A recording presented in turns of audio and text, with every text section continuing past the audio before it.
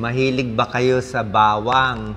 Okay? Alam nyo, ang garlic, ang bawang, isa yan sa pinakaluma at epektibong home remedy na ginagamit sa buong mundo. Pero, hindi lahat ng tao pwede kumain nito. Okay? So, bilang internist, cardiologist, bibigay ko sa inyo yung benepisyo at side effects. Sino pwede kumain, sino hindi pwede kumain, at gaano karami pwede kainin. Okay? Sa mga may high blood, mataas cholesterol, panoorin nyo to. So, bukod sa bawang, ang isang pinagtatalunan pa, mas maganda ba hilaw na bawang? O yung sunog o yung luto, ano ba maganda? Yan. Tingnan nyo, pag raw garlic, pwede rin naman kainin ng raw garlic, ayan o, fresh, nilalagay sa mga salad. Diba? Minsan sa luto, lightly cook lang sa mga salad dressing, sa mga sausawan sa suka, diba? Pag nagsasawsaw tayo, minsan sa lumpia, hilaw na bawang.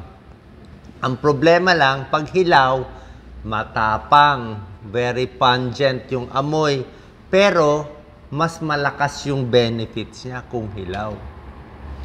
Mas maganda ba hilaw? Ano pros, ano cons? Tingnan natin.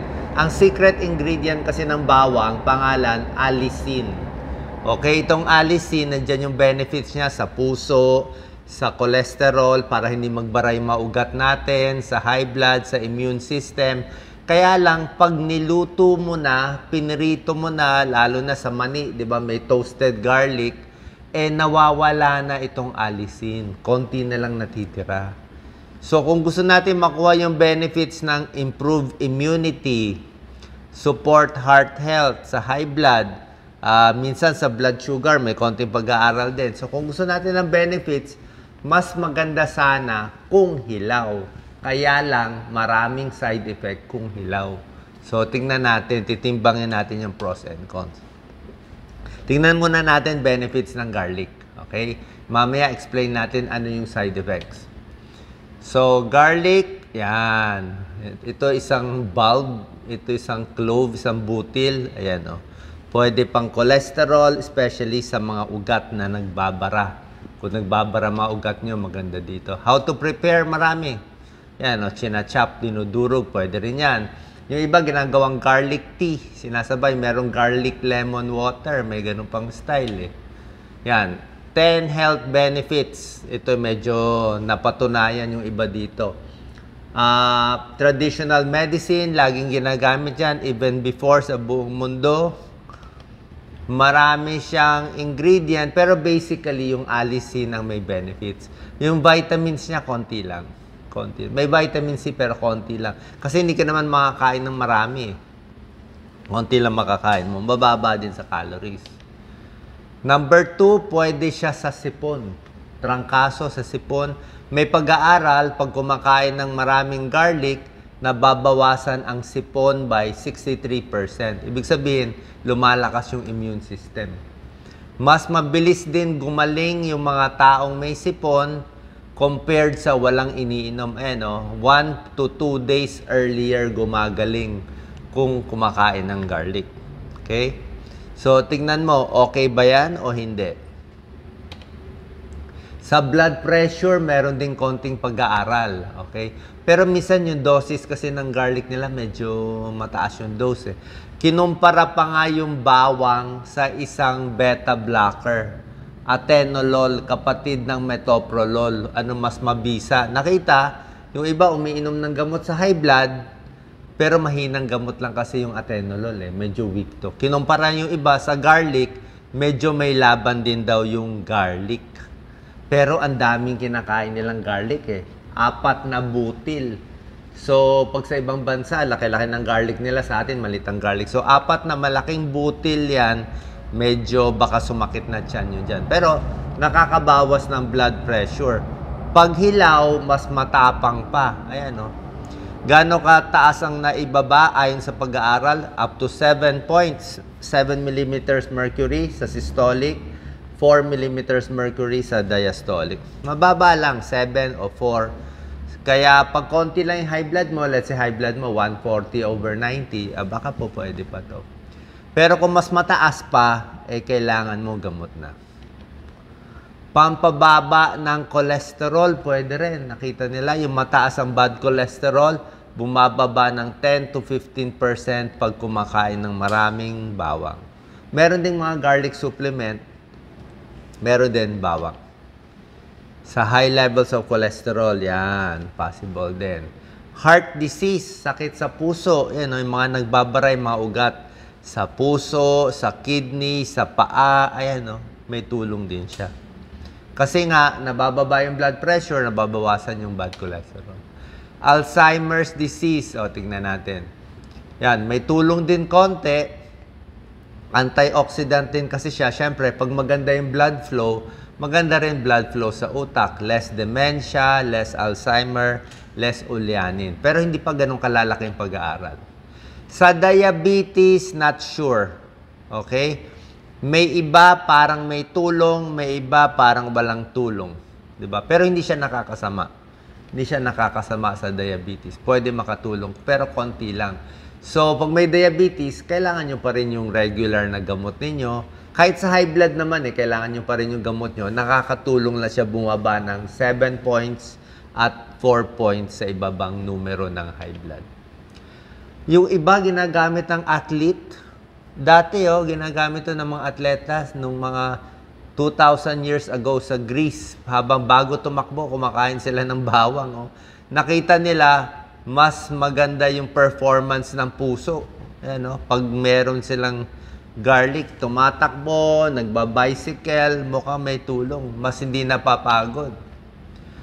Meron din siya panlaban sa toxin. Ito, yung na-expose sa lead, yung mga lead exposure, itong mga masasamang toxin, kung ang trabaho mo sa mga baterya, sa kotse, expose ka sa chemical, pwede siya makatulong. Ayan, katulong din siya.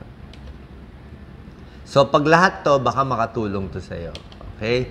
Meron pa ibang sakit na hindi pa tiyak, pero pinag-aaralan. Baka may benefit. Fatty liver. Yan. May konting pag-aaral na pinag-aaralan, baka makatulong sa fatty liver. Yan ang mga next na pinag-aaralan. Sa regla, masakit ang puson. Yan, nababawasan sakit sa puson. Gum infection, may gingivitis, makain ng bawang, minumumog, possible nakakatulong. Okay? Kung meron siyang panlaban sa mga infection.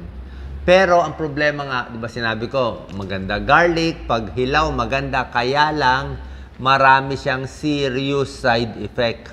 At mas matindi ang side effect kung hilaw. Di ba? Ano ang side effect kung hilaw? First, mas bad breath and body odor. Okay lang naman kung bad breath, di ba? Minsan nag-allergy, pwede rin. Pero ang mas delikado, itong mga pagdurugo.